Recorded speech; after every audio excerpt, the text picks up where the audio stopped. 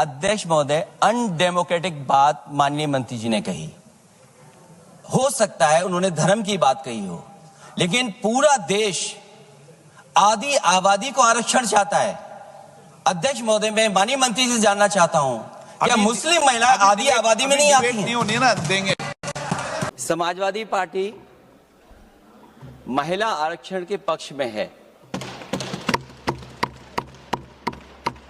और समाजवादी पार्टी का इतिहास रहा है कि हम लोगों ने हमेशा महिलाओं को आगे बढ़ाने के लिए काम किया है।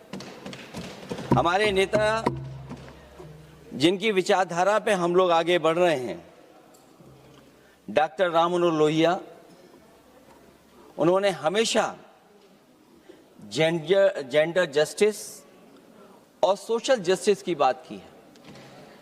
हम समाजवादी लोग जेंडर जस्टिस और सोशल जस्टिस के पक्ष में हैं और महिलाओं का आरक्षण 33% हो उसके भी पक्ष में हम लोग बोल रहे हैं।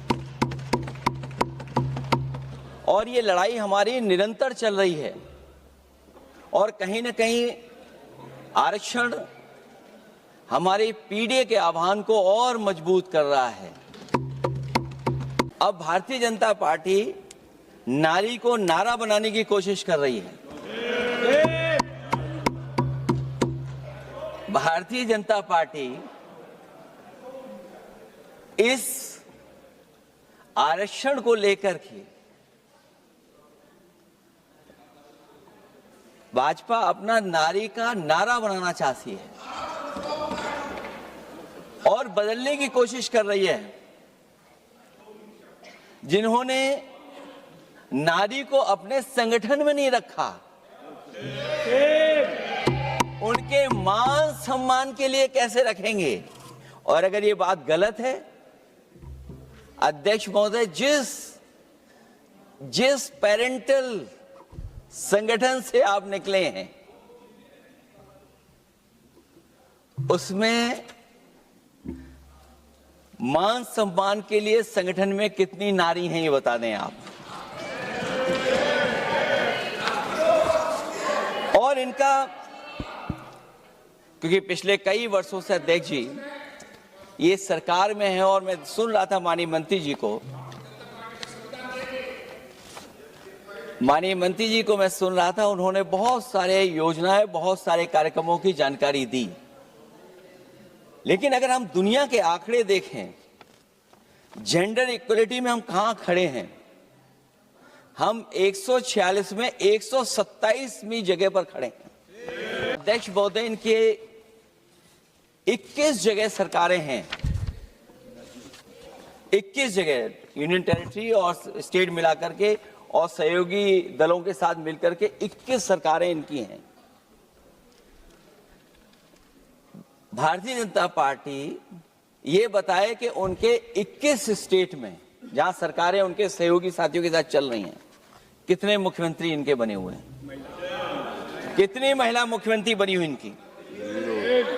जीरो। और जो दिल्ली की बनी हुई हैं, हालांकि वो हाफ चीफ मिनिस्टर हैं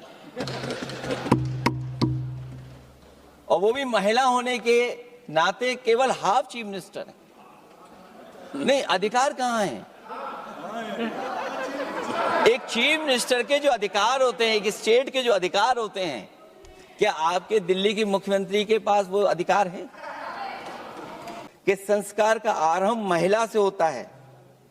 यदि महिला जागृत है तो पूरा समाज जागृत हो जाता है। ये लोहिया ने हमारे जिस विचारधारा पे हम लोग चल रहे हैं वो हम आपको बताना चाहते हैं। जब तक महिलाएं राजनीति में नहीं आएंगी, सामाजिक क्रांति अधूरी रहेगी। लोहिया जी ने निरंतर महिलाओं की राजनीति में महत्वपूर्ण भूमिका पर बल दिया है और समाज में वास्तविक परिवर्तन उनके योगदान से ही आ पाएगा। इसलिए मैं याद दिलाना चाहता हूं अध्यक्ष महोदय, उत्तर प्रदेश में पंचायत में सबसे पहले आरक्षण महिलाओं के लिए लागू करने का काम समाजवादी पार्टी ने किया। महिला आरक्षण के नाम पर जल्दीबाजी क्यों है भाजपा के अंदर?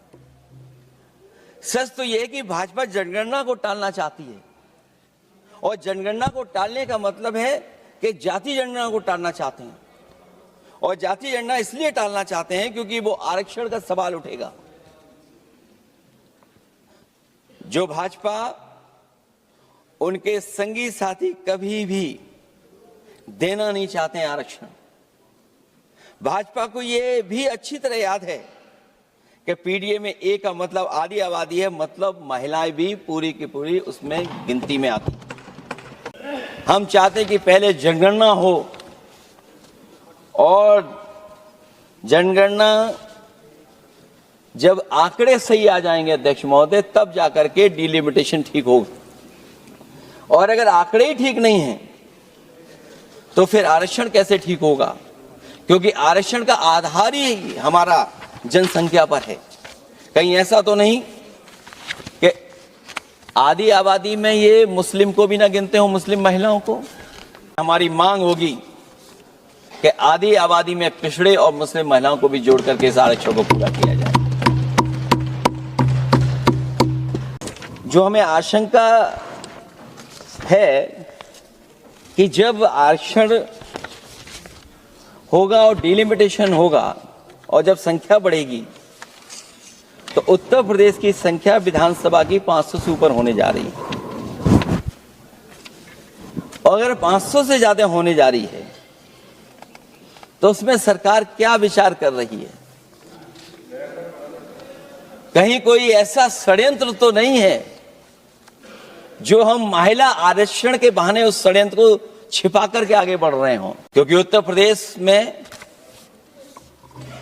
120 सीटें तो लोकसभा की होने जा रही हैं और विधानसभा की सीटें तो अगर 600 हो रही हैं, अगर 600 हो रही हैं तो कहीं ऐसा तो नहीं अध्यक्ष महोदय उसमें भी कोई साजिश षड्यंत्र हो? जो षड्यंत्र हम लोगों को समझ में नहीं आ रहा हो,